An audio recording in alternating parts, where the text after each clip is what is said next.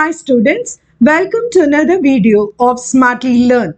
In this video, let's find the solution for the fifth question in exercise 5.2.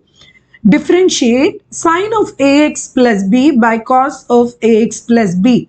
This whole function looks in the form u by v. So differentiation of u by v is v u dash minus u v dash by v squared. So now let's identify the u v, calculate the u dash v dash before we apply in the formula. So u is the numerator. So in this case u is sine of ax plus b.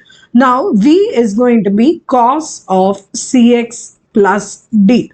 Now let's find out the u dash. So u dash is nothing but differentiation of sine of ax plus b. So sine of ax plus b is going to be cos of ax plus b into d by dx of ax plus b, which is going to be a. So v dash is going to be differentiation of cos, so which is going to be minus sine of cx plus d into d by dx of cx plus d, so which is going to be a c. So we found the v dash and u dash. Now let's apply it in the formula. So here v in the formula, v u dash minus u v dash by v square.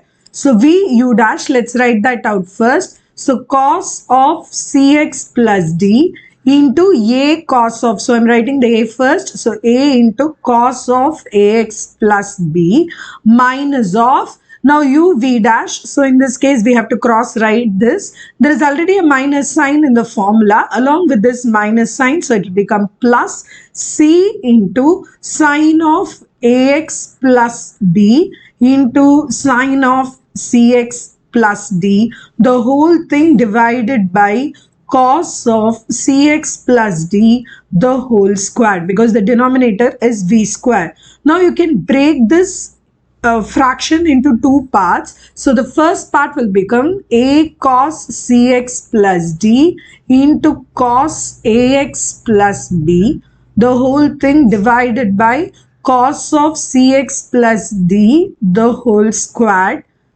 Now plus this side we will do it c into sine of ax plus b into sine of cx plus d, the whole thing divided by cos of cx plus d, the whole squared. In the first term, the denominator, one power of the denominator, and this you can strike out.